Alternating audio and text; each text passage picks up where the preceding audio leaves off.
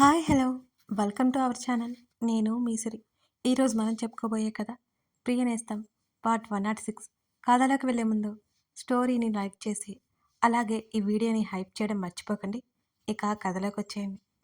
అతని గడ్డం మీద చిరుముద్దు ఇచ్చి అతని లోపల దాగున్న ప్రేమని తట్టి లేపే ప్రయత్నం చేసింది. కళ్ళు తెరిచి ఆమెను చూడగా ఒక క్షణం అతని కళ్ళలోకి చూసి కళ్ళు దించేసుకుంది. అతని హృదయంలో తలదాచుకుంది. ఎప్పటినుంచో గాలి వీస్తున్నా అదే సమయంలో ఉధృతి నెలకొంది. కిటికీలు టపటపా కొట్టుకున్నాయి.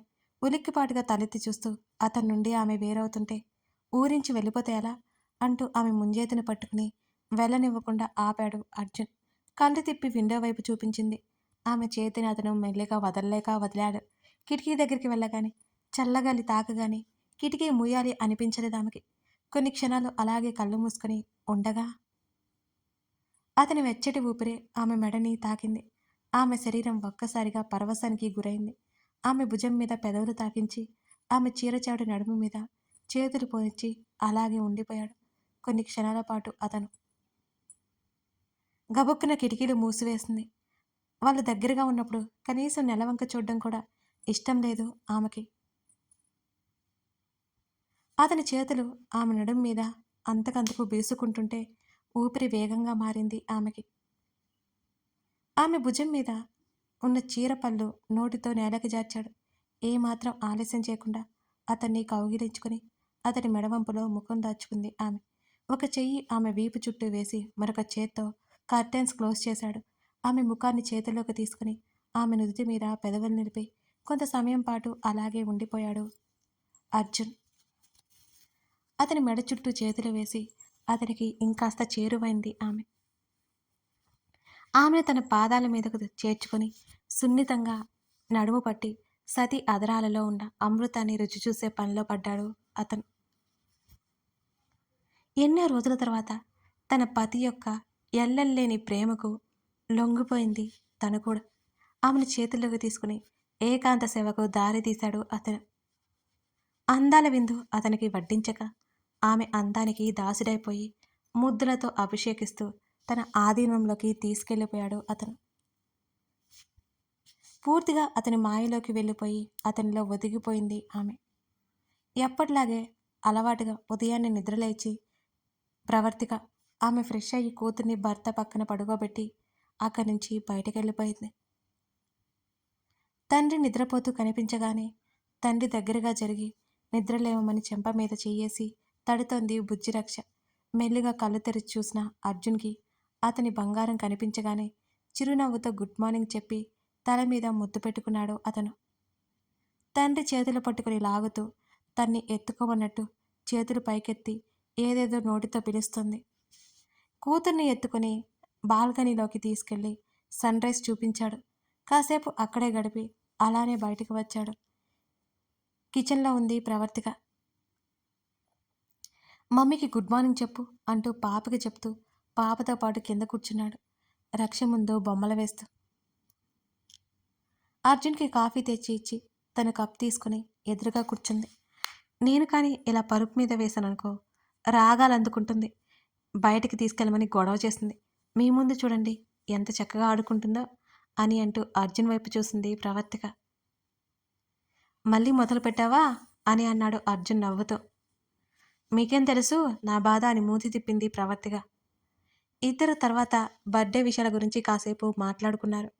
ఆలోపు సీతమ్మ వచ్చి మిగిలిన పనులు చూసుకుంది.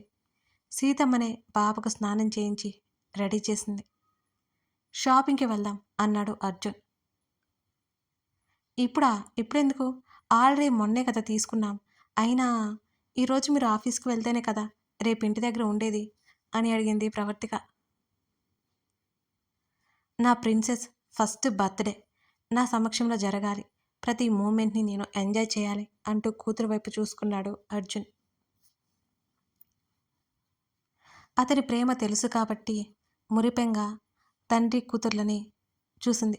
ఎక్కువసేపు చూస్తే వాళ్ళిద్దరికీ దిష్టి తగులుతుందని వెంటనే చూపు తిప్పుకుంది. ఏవండి పిన్ని బాబాయ్ రాలేదేంటి అని అడిగింది ప్రవర్తిక. మావయ్యకి కుదరకపోవచ్చు. కనీసం పిన్నినైనా రమ్మనొచ్చు కదండి. వాళ్ళిద్దరూ లేకుండా ఎలా అసలు? మరోసారి మాట్లాడి ఇద్దరిని రమ్మని చెప్పొచ్చు కదా ఆల్రెడీ అమ్మ, పిన్ని వాళ్ళు బయలుదేరారు. అందరూ ఉంటే ఎంత బావుంటుందో కదా!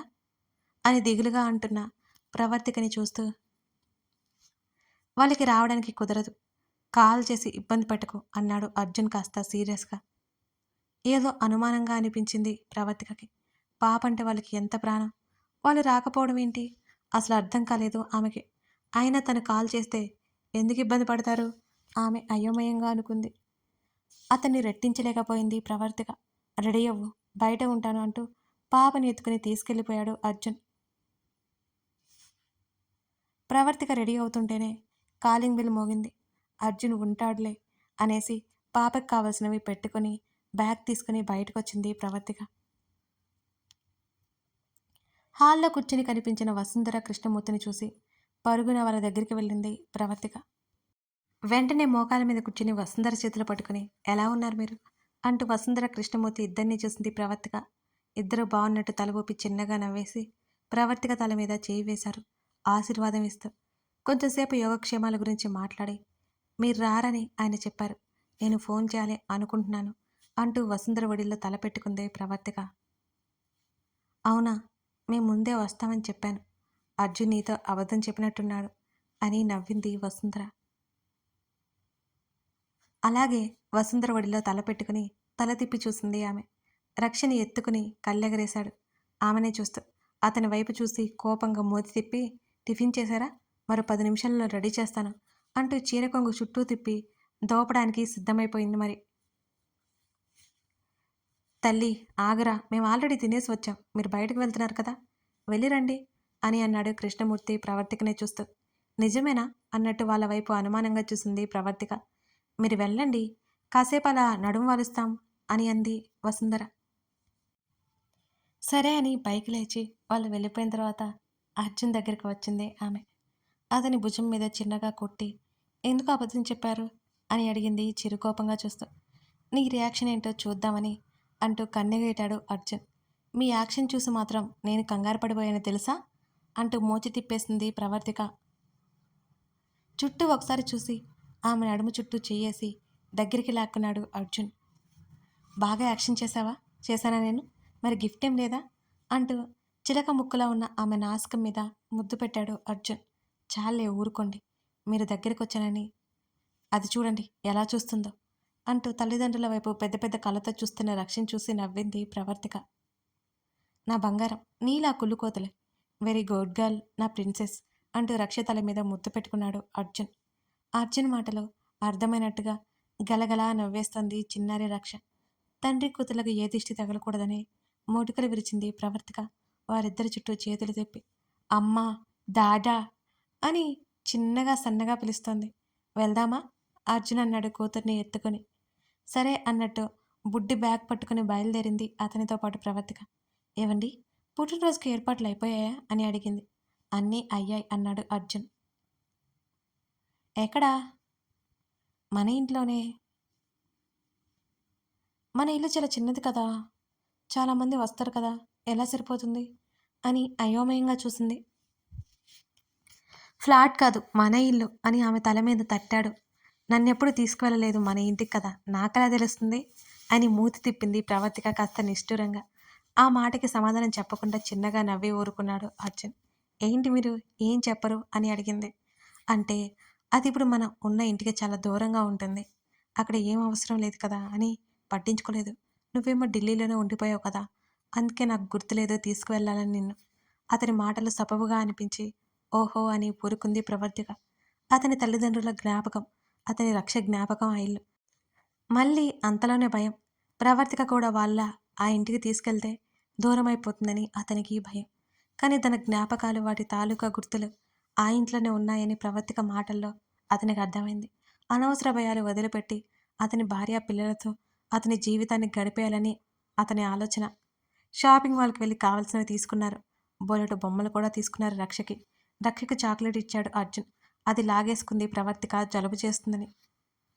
ఒక్కటేం కాదులే తిన్నివ్వు, కూతురు చేతికి పట్టించాడు అర్జున్. చాక్లెట్ క్రీమ్ తింటూ షాపింగ్ చూస్తోంది. ఆశ్రమం పిల్లలకి కావాల్సినవి కూడా తెప్పించమని తెలిసిన అతనికి ఆర్డర్ చేసి అలాగే మధ్యాహ్నం భోజనాలు కానిచ్చి అలసిపోయి ఇంటికి ప్రయాణమయ్యారు అర్జున్ ప్రవర్తికలు ఇద్దరు. షాపింగ్ మాల్‌లో ప్రవర్తిక దగ్గరికి అసలు వెళ్ళనే లేదు రక్ష.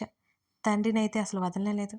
అర్జున్ బిల్ పే చేస్తున్నప్పుడు కూడా అతను వదలకుండా అతని భుజం మీద అంటి పెట్టుకుని ఉంది. ఇంటికి రావే నీ పని చెప్తాను. ఎప్పుడూ నా చుట్టూనే తిరుగుతూ ఉంటావు అని కూతురు వైపు గుర్రుగా చూస్తుంది. అతను భుజం మీద నిద్రపోగా ప్రవర్తిక చేతికిచ్చి కార్ డ్రైవింగ్ స్టార్ట్ చేశాడు. తల్లి ఒడిలో పడుకుని హాయిగా నిద్రపోతుంది చిన్నారి రక్ష. కూతురి తల మీద నిమురుతూ సీట్లో వెనక్కి వాలి కళ్ళు మూసుకుంది అలసటగా. సరాసరి అతని కారు అపార్ట్మెంట్ పార్కింగ్ లాట్లో ఆగింది. ప్రవర్తిక భుజం తట్టి కారు దిగి ప్రవర్తిక ఒడిలో ఉన్న రక్షని భుజాన వేసుకున్నాడు అర్జున్. ఆమె కూడా దిగాక ఆమె చేతుల్లో పాపని పెట్టి తీసుకెళ్లి పడుకోబెట్టు, మిగతావి తీసుకొస్తాను అన్నాడు అర్జున్. సరే అన్నట్టు తల ఊపి లిఫ్ట్లో తమ ఫ్లోర్కి వెళ్ళిపోయింది ప్రవర్తిక. హాల్లో కృష్ణమూర్తి వసుంధరలతో మాట్లాడుతూ కనిపించాడు ప్రణయ్. అన్నయ్య, కారులో కవర్స్ ఉన్నాయి, వెళ్ళి తీసుకురా.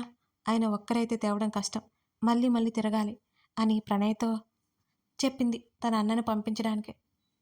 ఈ మధ్య నా చెల్లి నా బావ కష్టం అసలు చూడలేకపోతుంది అని అక్కడి నుంచి బయటికి నడిచాడు ప్రణయ్ నవ్వుతూ. అప్పటికే ప్రవర్తిక గుర్రుగా చూస్తుంటే టక్కున ప్రణయ్ వెళ్ళిపోయాడు. నిద్రపోయిందా అని అడిగింది వసుంధర. అవును పిన్ని, పడుకోబెట్టి వస్తాను అని అక్కడి నుంచి గదిలోకి వెళ్ళి పాపను పడుకోబెట్టి వచ్చింది. ఫ్రెష్ అయ్యి బయటకు వచ్చి భోజనం చేశారా అని అడిగింది ఇద్దరిని చూస్తూ. చేశాం కానీ ఇలారా ప్రవర్తికని పక్కన కూర్చోబెట్టుకుంది వసుంధర. అమ్మ వాళ్ళు ఎప్పుడు వస్తున్నారు అని అడిగింది ఆమె. వచ్చేస్తున్నారు పిన్ని, రాత్రిలోపు ఇక్కడికి వచ్చేస్తారంట. 4 రోజుల ముందు రమ్మంటే ఎవరూ రాలేదు. ఇంకో 10 రోజులన్నా ఉండకపోతే అసలు ఒప్పుకోను అని ప్రవర్తిక అంది. అలాగే ఉంటాం కానీ అర్జున్కి నీకు ఏమైనా గొడవైందా అని వసుంధర అడగగానే కంగారుగా లేదన్నట్టు చూసింది ప్రవర్తిక. అది పిన్ని అని నసిగింది. అప్పుడే చేతి నిండా కవర్లతో లోపలికి వచ్చాడు ప్రణయ్. అర్జున్ కూడా. పిన్నికి తెలిసిపోయిందా ఏంటి, ఇప్పుడు ఏమంటారో ఏమో అని భయపడుతుంటే అత్త అంటూ కవరిచ్చి నచ్చిందేమో చూడు అంటూ వెళ్ళిపోయాడు అర్జున్. ఆ కవర్ అందుకుని తాత్కాలికంగా ఆ విషయాన్ని పక్కన పెట్టింది వసుంధర. తెలియకుండానే తప్పించిన తన భర్తని మనసులోనే పొగుడుకుంది ప్రవర్తిక. అర్జున్ ప్రణయ్ లోపల మీటింగ్ పెట్టారు. చీర బాగుందిరా అంది వసుంధర. ఆయన సెలక్షన్ పిన్ని అంది ప్రవర్తిక నవ్వుతూ. అర్జున్ సెలక్షన్ బాగుంటుంది అని నవ్వింది ఆమె. పిన్ని, నేను ఇద్దరికి కాఫీ ఇచ్చి వస్తాను, మీకు కూడా ఇవ్వనా అని అడిగింది ప్రవర్తిక. నాకు కొద్ది తల్లి, పాలు వేడి చేస్తున్నాయి చూడు, మీ బాబాయ్ గారికి కూడా కప్పు ఇవ్వు అంది వసుంధర. ఆ విషయం వసుంధర రాకపోవడంతో ప్రవర్తిక ఊపిరి పీల్చుకుంది. అక్కడి నుంచి కిచెన్లోకి వెళ్ళి కాఫీ పెట్టుకుని వచ్చి వసుంధర చేతిలోకి ఒక కప్పు పెట్టి అర్జున్ వాళ్ళకి ఇవ్వడానికి వెళ్ళిపోయింది. రక్ష బెడ్ మీద నిద్రపోతుంది. సోఫాలో కూర్చొని మాట్లాడుకుంటున్న బావ బామ్మర్దులను చూసింది. ఇద్దరికి కాఫీ ఇచ్చి అర్జున్కి ప్రణయ్కి మధ్యలో కూర్చుంది ప్రవర్తిక. ఇద్దరు ఆమెను ఒకసారి చూసి కాఫీ తాగే పనిలో పడ్డారు. నువ్వు తెచ్చుకో ప్రవి అని అన్నాడు. ఈ టైంలో కాఫీ ఎవరు తాగుతారు, మీరు తప్ప అంది. అర్జున్ చిన్నగా నవ్వుకున్నాడు ఆ మాటలకి. ఆఫీసులో తాగి తాగి అలవాటు ప్రవి, ఏం చేయను, వర్క్ స్ట్రెస్ అమ్మా అని అన్నాడు ప్రణయ్. ఏంటో మీ అలవాట్లో, మిట్ట మధ్యాహ్నం కూడా కాఫీ అంట అని మూతి తిప్పింది. ఆమె మాటలు వదిలేసి అర్జున్ ప్రణయ్ మాట్లాడుకుంటున్నారు. ప్రణయ్ కాసేపటి తర్వాత వెళ్ళిపోయాడు అక్కడి నుంచి. సోఫాలో అలాగే వెనక్కి వాలింది ప్రవర్తిక. ఆమె కిందకి వేసిన కాళ్ళు అతని ఒడిలో పెట్టుకున్నాడు అర్జున్. వారించలేదామె, వారించిన వినడు కాబట్టి. ఆమె కాలి ఒక్కొక్క వేలు లాగుతుంటే అతన్నే చూస్తోందామె. కళ్ళు ఎగరేశాడు అర్జున్. ఏం లేదన్నట్టు అడ్డంగా తల ఊపింది. ఆమె పాదాలు నొక్కుతుంటే హాయిగా అనిపించింది ఆమెకి. అరామొడ్పు కళ్ళతో చూస్తూ చేతులు చాచింది పతిని చూస్తూ. ఆమె మీదుగా ఒరిగి చీర పక్కకి నెట్టి ఆమె నాభి దగ్గర ముఖం దాచుకున్నాడు తన పతి. పరవశంగా కళ్ళు మూసుకుంది తను. పూల పాన్పుకు ఉన్న ఆమె ఉదర భాగం అతన్ని మత్తులోకి నెట్టేస్తుందే. అక్కడ గాఢంగా ముద్దు ఇచ్చి దూరం జరిగాడు అర్జున్. అతను దూరం అవుతుంటే నచ్చక వెంటనే లేచి అతని ఒడిలో తలపెట్టుకుని పడుకుంది ప్రవర్తిక. మీరు రెస్ట్ తీసుకోరా అని అడుగుతుంటే వర్క్ ఉంది అని ఆమె తల నిమురుతూ అన్నాడు అర్జున్. సరే అని ఆమె లేస్తుంటే నువ్వు ఇలాగే ఉండు, ప్రాబ్లం ఏమీ లేదు అంటూ ఆమె నుదురికి నుదురానించాడు. తనే చొరవగా తీసుకుని ఇష్టంగా ప్రేమ కురిపిస్తూ తన పతికి స్వయంగా ముద్దుల బహుమానం ఇస్తుంటే ముద్దుని గాఢంగా మార్చేశాడు అర్జున్. కథ కొనసాగుతోంది. కథ నచ్చితే లైక్ చేసి, అలాగే మీకేమనిపించిందో కామెంట్ చేయడం మర్చిపోకండి. ఇంకొక విషయం అండి, నేను రోజు 'నువ్వే కావాలని' స్టోరీ గురించి మీకు ఎప్పటికప్పుడు ఇన్ఫర్మేషన్ ఇస్తూనే ఉన్నాను కదా! మన 'సిరి డైరీస్‌లో' ఆ స్టోరీ రన్ అవుతుంది కదా! మీరు ఆ ఛానల్ చూస్తున్నారా? లేదా? కామెంట్ చేయడం మర్చిపోకండి.